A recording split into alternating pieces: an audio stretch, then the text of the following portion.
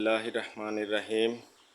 MKK agro ফার্মের পক্ষ থেকে আপনাদেরকে অনেক অনেক প্রীতি ও শুভেচ্ছা।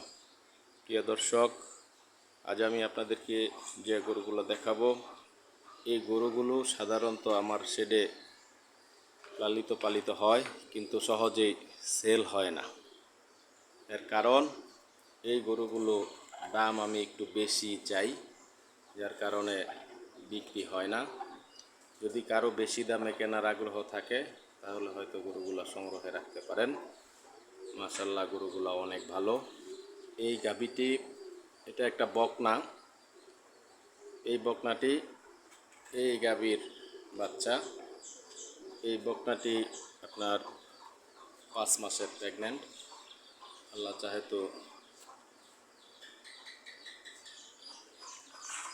আরও 5 মাস পরে এটা বাচ্চা প্রসব করবে। জাত মানে মাশাআল্লাহ অনেক ভালো, অনেক লম্বা এবং উলানের আকৃতিও মাশাআল্লাহ ভালো। একেবারেই এখনো দাঁতে নাই। গরুর বয়স দাঁতে নাই এখনো গরুটি। আপনারা যদি কারো পছন্দ হয় আপনাদের, তাহলে সংগ্রহে রাখতে পারেন। মাশাআল্লাহ, জাত মানে মাশাআল্লাহ অনেক ভালো। আরেকটি গাভী, এটা আমার লালিত পালিত আদরের গাভী। এটা ইতিমধ্যে 3টি বাচ্চা প্রসব করেছে। চামড়াটা একেবারেই পাতলা।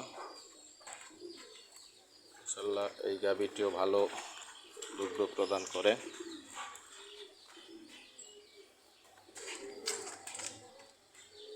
এই গাভীটি আপনার এখন 2 মাসের প্রেগন্যান্ট। এখনও 8 কেজি দুগ্ধ প্রদান করে এবং যখন নতুন বাচ্চা প্রসব করে তখন গাভীটি থেকে 18 থেকে 20 লিটার দুধ পাওয়া যায় দৈনিক। এই গাভীটিও যদি কারো পছন্দ হয় তাহলে লালন পালন করতে পারেন। এখানে আরেকটি বকনা আপনারা দেখছেন, এটা নতুন সংগ্রহিত বকনা। এই বকনাটির জাতমানও মাশাআল্লাহ ভালো এবং বেশ লম্বা। যদি কারো পছন্দ হয়, এই 3টি গরুই একটু বেশি দামে ক্রয় করতে হবে এবং ইনশাল্লাহ যদি কারো পছন্দ হয় সংগ্রহে রাখতে পারেন। ভিডিওটি আর লম্বা না করে এখানেই শেষ করছি। আল্লাহ হাফেজ।